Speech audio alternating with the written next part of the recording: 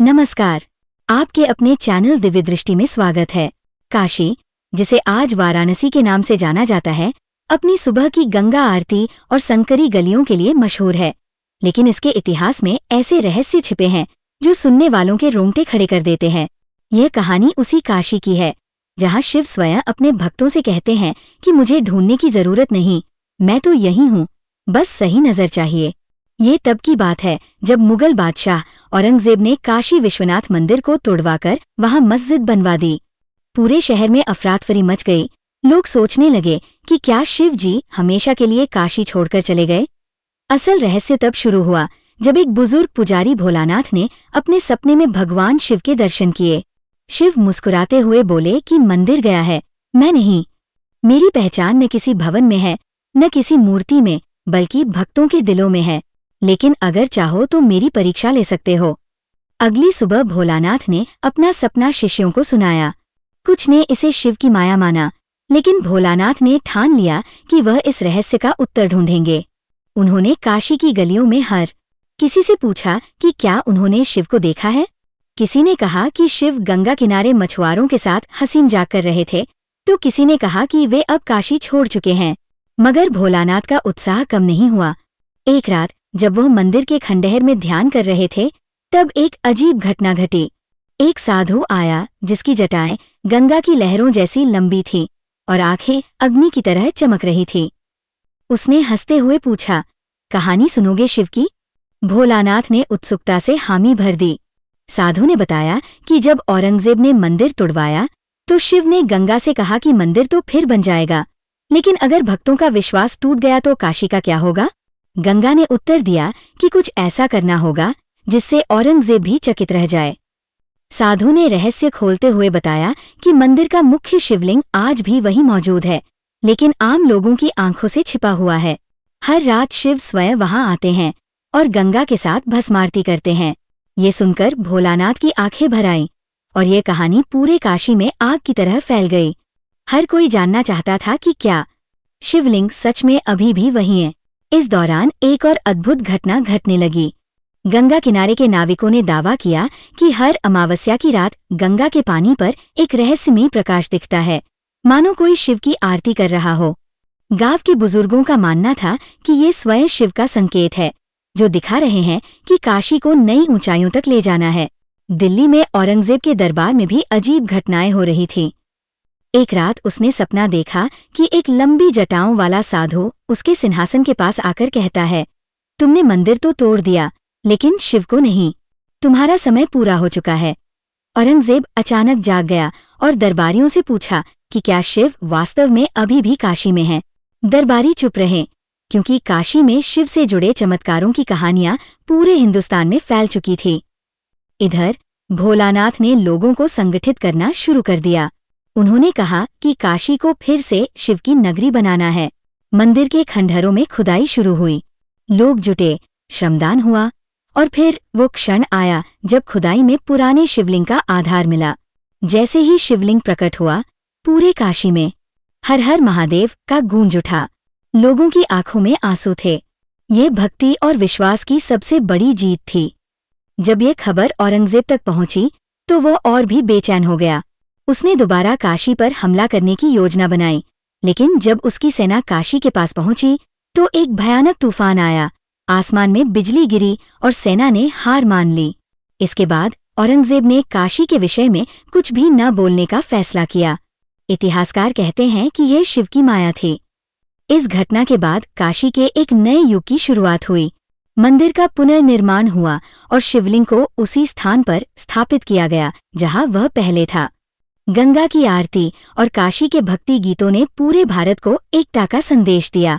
आज भी काशी विश्वनाथ मंदिर न केवल आस्था का प्रतीक है, बल्कि ये सिखाता है कि सत्य और विश्वास को कोई मिटा नहीं सकता। यदि कभी काशी जाओ और गंगा किनारे बैठो तो ध्यान से सुनना। हो सकता है दूर से शिव की मस्त हंसी सुनाई दे, जैसे वे कह रहे हों, काशी तो मेरी थी, है और हमेशा रहेगी। काशी की भूमि को हर कोई अपने जीवन के किसी न किसी मोड़ पर महसूस करता है। ये एक ऐसी नगरी है जहां हर व्यक्ति अपने भीतर की शक्ति का आभास करता है। यहाँ की हवा में कुछ ऐसा विशेष है जो आत्मा को जागृत कर जीवन के परम सत्य की ओर अग्रसर करता है। अनेक साधक, भक्त और शोधकर्ता काशी की रहस्यमयी शक्तियों को अनुभव करने के लिए यहाँ आते हैं। हर कोई इस भूमि में कुछ ऐसा पाता है जो अन्य किसी स्थान पर नहीं मिलता। यही कारण है कि काशी को तपस्या की भूमि कहा जाता है। काशी की अद्भुत वीरता का एक और पहलू यह है कि इसे शिव ने स्वयं अपनी शक्ति से प्रतिष्ठित किया था। कहते हैं कि त्रिशूल की एक झंकार से शिव ने काशी की भूमि को पवित्र किया। पहले महायज्ञ में शिव ने अपने दिव्य त्रिशूल से इस भूमि को स्पर्श किया और तभी से काशी को मोक्ष की नगरी का दर्जा प्राप्त हुआ। उस दिन शिव ने कहा था, जो भी व्यक्ति इस भूमि पर आएगा और सच्चे हृदय से मेरी आराधना करेगा, उसकी आत्मा को मुक्ति मिलेगी। काशी में जो भी व्यक्ति मृत्यु को प्राप्त करेगा, वह मेरी शरण में आएगा। ये काशी की हर गली, हर मंदिर और हर घाट में गूंजता है। काशी की ये शक्ति और दिव्यता आज भी बनी हुई है। पुरानी कथाओं के अनुसार एक बार काशी में एक रानी थी जिसका नाम काशी था। वो अत्यंत धार्मिक थी और दीनहीन लोगों की सेवा में समर्पित थी। एक दिन रानी ने भगवान शिव से प्रार्थना की, हे प्रभु, यदि मैं इस नगरी की रानी हूँ तो इसे और अधिक पवित्र और जीवन से भरा बनाना चाहती हूँ। मुझे ऐसी शक्ति प्रदान करें जिससे मैं अपनी प्रजा की भलाई कर सकूं। भगवान शिव ने रानी के हृदय की पवित्रता को देखा और उसे आशीर्वाद दिया।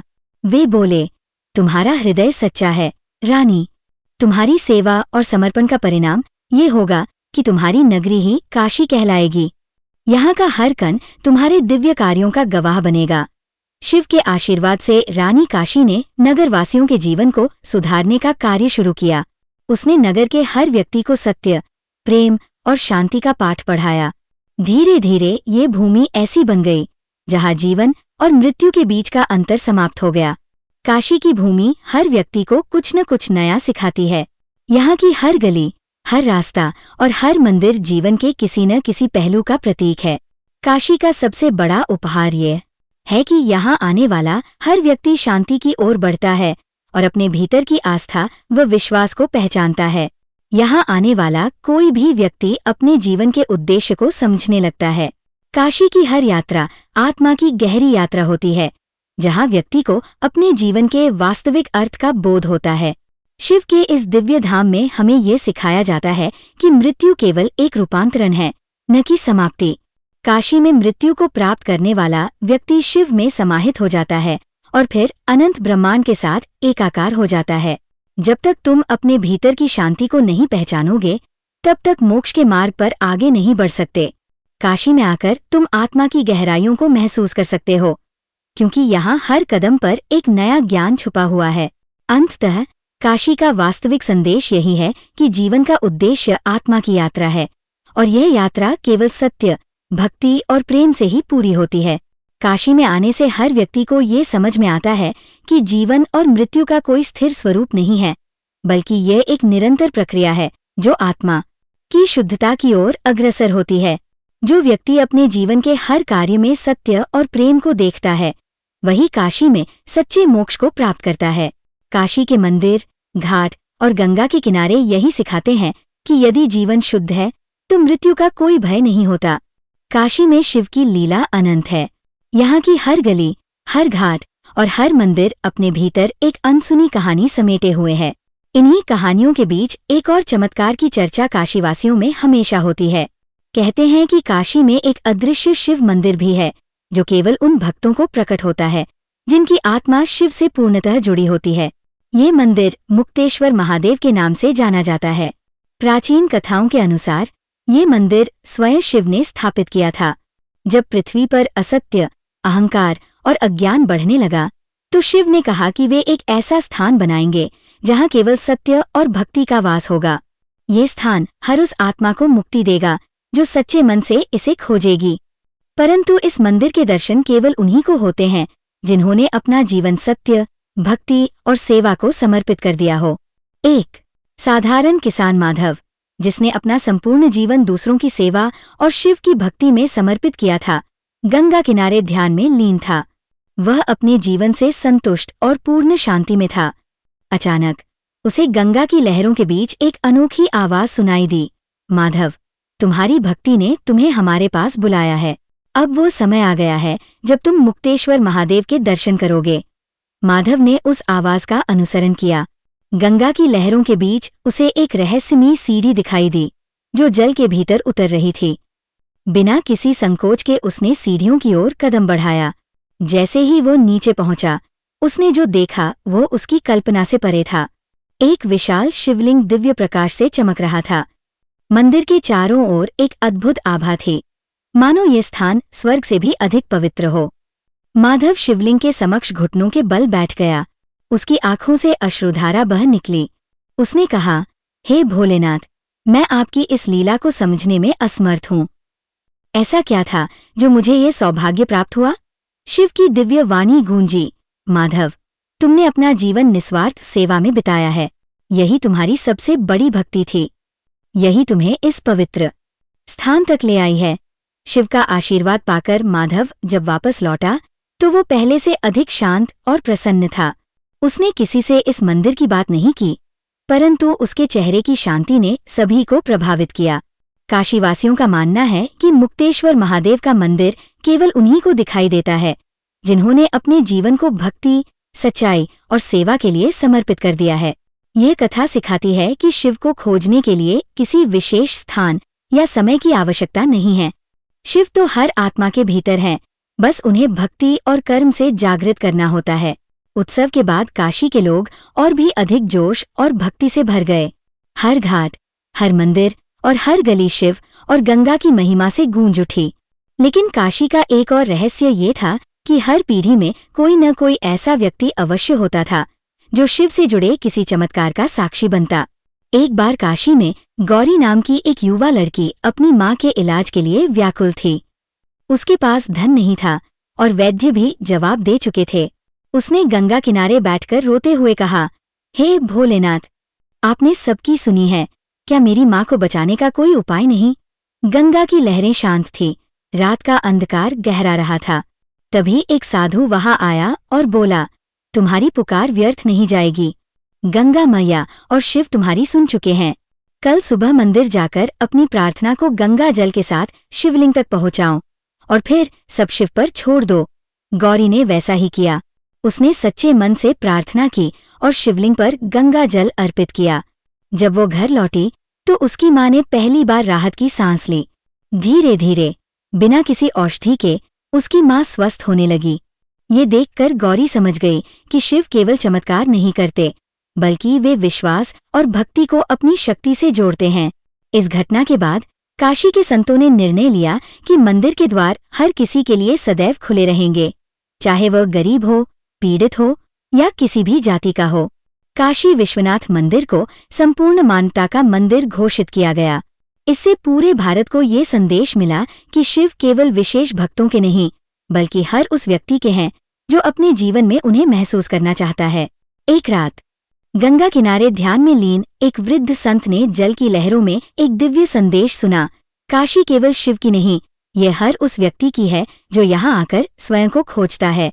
उस क्षण संत ने अनुभव किया कि काशी का वास्तविक महत्व केवल पूजा में नहीं है, बल्कि इस सत्य को समझने में है कि यहाँ हर व्यक्ति अपनी आत्मा का शिव से जुड़ाव महसूस कर सकता है। आज भी काशी अपने इसी संदेश को हर आने वाले यात्री तक पहुंचा रही है। यहाँ केवल धार्मिकता ही नहीं, बल्कि सामाजिकता का भी पाठ पढ़ाया जाता है। हर शिव भक्त जो गंगा में डुबकी लगाता है, केवल अपने पाप धोने नहीं, बल्कि अपने भीतर छिपी शक्ति को पहचानने आता है। जीवन में संकट आएंगे, लेकिन जब तक विश्वास और कर्म है, तब तक हर कठिनाई का हल संभव है। जब भी काशी जाएं, गंगा किनारे बैठकर ये महसूस करें कि शिव और गंगा केवल काशी में ही नहीं, बल्कि हर उस स्थान पर है जहाँ भक्ति, कर्म और प्रेम का वास है। काशी के इतिहास में एक ऐसा समय आया जब शिव भक्तों ने तय किया कि भगवान शिव के चमत्कारों और गंगा के महत्व को एक उत्सव के रूप में मनाया जाएगा। ये उत्सव केवल धार्मिक आयोजन नहीं था, बल्कि हर व्यक्ति के लिए शिव और गंगा की महिमा को अनुभव करने का माध्यम था। एक पूर्णिमा की रात काशी के प्रमुख संतों ने गंगा किनारे एक भव्य आरती का आयोजन किया। गंगा की लहरों पर जलते दीपक ऐसे प्रतीत हो रहे थे मानो स्वर्ग धरती पर उतर आया हो। उस रात गंगा के किनारे शिव और गंगा की महिमा का गुणगान करने वाले गीत गाए गए। इस उत्सव का मुख्य उद्देश्य ये था कि हर व्यक्ति ये महसूस करे कि शिव केवल मंदिरों में नहीं, बल्कि उनके आंतरिक विश्वास और कर्म में बसते हैं। उत्सव के दौरान एक वृद्ध व्यक्ति, जिसका नाम शंभू था, मंदिर के बाहर बैठा हुआ था। वह गरीब था और उत्सव में शामिल होने की हिम्मत नहीं जुटा पा रहा था। संतों ने उसे देखा और पूछा, बाबा, आप उत्सव में क्यों नहीं आए? शंभू ने उत्तर दिया, मैं शिव के लायक नहीं हूं। न मेरे पास धन है, न भक्ति के लिए समय। मैंने अपने जीवन में बहुत गलतियां की हैं। संत मुस्कुराए और बोले, क्या आप जानते हैं कि शिव केवल पूजा से प्रसन्न नहीं होते? वे तो अपने हर भक्त के पास उनके कर्मों के माध्यम से आते हैं। संतों ने शंभू को उत्सव में आमंत्रित किया और कहा, आज से आप शिव के सबसे बड़े भक्त हैं, क्योंकि आपने ये स्वीकार कर लिया कि आप गलतियों से भरे हैं। यही सच्ची भक्ति है। उत्सव के दौरान जब गंगा आरती अपने चरम पर थी, अचानक आकाश में एक अद्भुत रोशनी प्रकट हुई। ये रोशनी किसी तारे की तरह चमक रही थी और लोगों का मानना था कि ये शिव और गंगा का आशीर्वाद था। उसी रात काशी के मंदिरों में घंटियों की ध्वनि स्वतः गूंजने लगी। ये देखकर लोगों को ये अनुभव हुआ कि शिव केवल मंदिरों में नहीं, बल्कि हर काशीवासी के हृदय में है। इस उत्सव ने काशी को एक नया संदेश दिया। शिव केवल पूजनीय नहीं, बल्कि हर भक्त के साथ है, और वे हर उस स्थान पर विराजमान हैं जहां भक्ति और कर्म का संगम होता है। काशी में हर व्यक्ति को ये जिम्मेदारी सौंपी गई कि वह किसी न किसी रूप में अपने समाज की सेवा करे, क्योंकि यही शिव की सच्ची पूजा है। आज काशी केवल एक धार्मिक नगरी नहीं, बल्कि एक प्रेरणा है। यहाँ आने वाला हर व्यक्ति गंगा की लहरों और शिव की आभा में अपने जीवन को